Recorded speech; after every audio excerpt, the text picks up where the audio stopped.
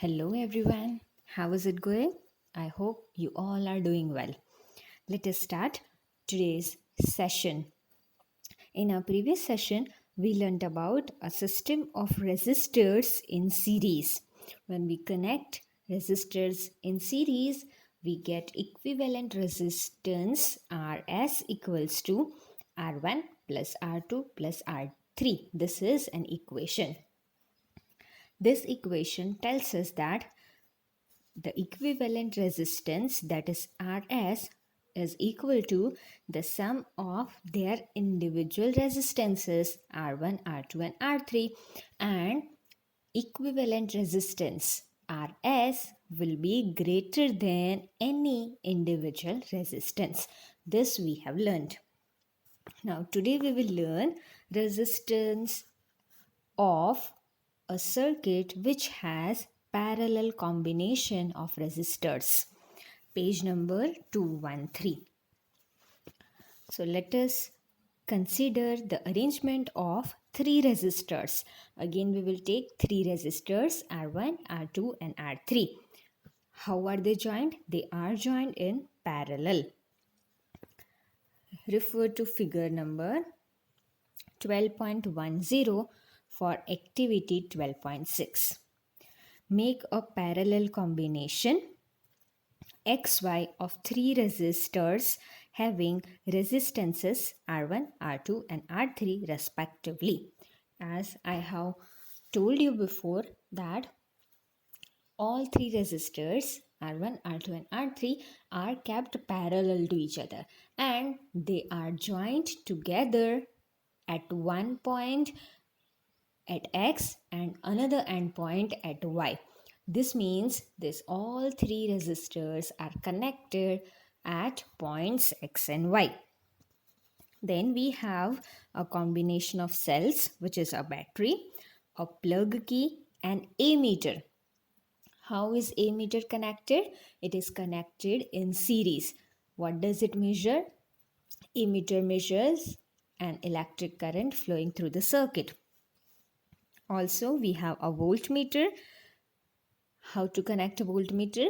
It has to be connected parallel with the combination of resistors. Now, what do we have to do?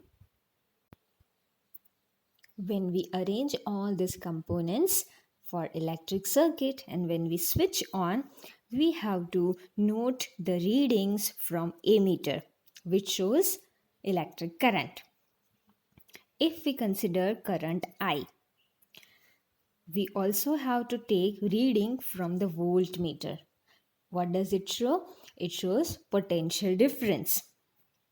It gives the potential difference capital V across the combination. This means in this case we have kept voltmeter across the all three resistors combination, that is between points X and Y. So it will show the potential difference across this combination of resistors. Then the potential difference across each resistor is also V. So how to check it? After checking the potential difference across the combination of resistors, we have to switch off. Then again, what do we have to do? We have to remove this voltmeter from this combination of resistors. That means we have kept it in between points X and Y, so that we have to remove. And we have to remove ammeter also. Now we have to attach ammeter in series with resistor R1 as shown in figure 12.11. Refer to figure 12.11. See, how is ammeter connected? Ammeter is connected in series with resistor R1 only. With R2 and R3 it is not connected, right? It is connected with R1 only. And then voltmeter we have to connect across resistor R1 only. This means voltmeter and ammeter both we have to connect in series, ammeter in series with R1 and voltmeter in parallel with R1. with R2 and R3 we are not connecting. And then we have to note the ammeter reading. So it will show any value that we will consider as I1. If we again change the position of ammeter, and if we keep it in series with R2 resistor, so that current we will consider as I2, and then we will place it in series with resistor R3. Then again we will note the value from ammeter, and that we will consider as I3. This means we got three different values, I1, I2, I3 of each resistor. Let us find the relationship between I1, I2 and I3. Now, it is observed that the total current I is equal to the sum of separate currents through each branch of the combination. Now, when will we get current I, total current I? When we add all these values. And when we have kept this ammeter in series with the cells, that time which value it will give, that will be equal to sum of all the electric currents I1, I2 and I3, which we get by keeping the ammeters across separate resistors. So we will get equation like I is equal to I1 plus I2 plus I3. This means total current I is equal to the sum of individual electric currents. This will be equation 12.15. Now, as we are finding equivalent resistance of this combination of three resistors in parallel, when we were finding equivalent resistance of resistors in series connection, that time we have kept a symbol RS, which shows resistance of series combination. Now here we will use the symbol RP, which shows equivalent resistance of the parallel combination of resistors. So remember, RS that will be for series connection and RP will be for parallel connection. Now we all know Ohm's law, that is V equal to IR. From that, if we want to find I, we will get I is equal to V divided by R. So now refer to equation 12.16. It is I is equal to V divided by RP from Ohm's law. Now why RP is written? Because it is equivalent resistance of parallel connection. Now this is for total current, right? Total current I is equal to V divided by RP.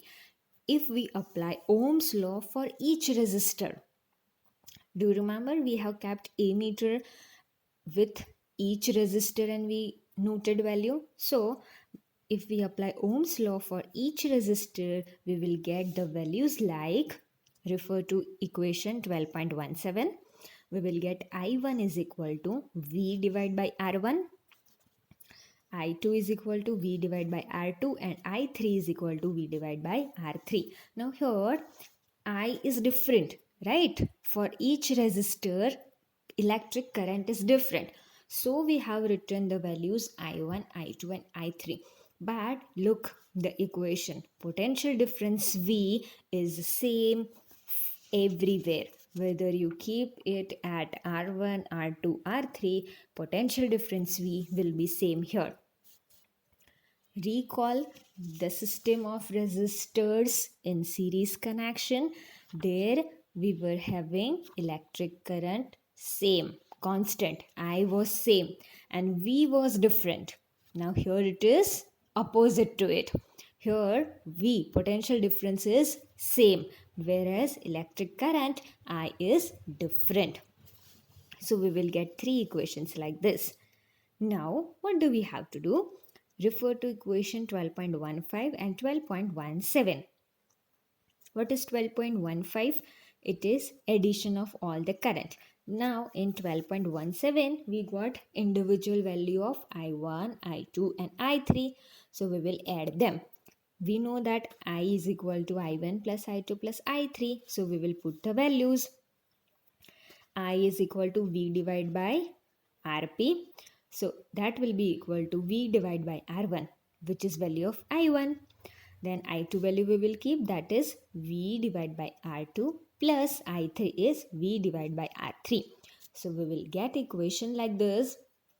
V divided by Rp is equal to V upon R1 plus V upon R2 plus V upon R3. Now look the equation carefully. What do you find common?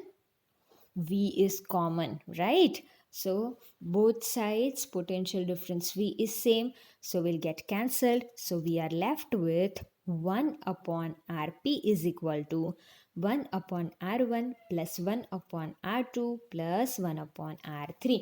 Equation 12.18. This is equation to find equivalent resistance of a combination of resistors in parallel. Students, this you need to remember very well for solving numericals. So, what is it? 1 upon Rp. Resistance in parallel. 1 divided by Rp is equal to 1 upon R1 plus 1 upon R2 plus 1 upon R3.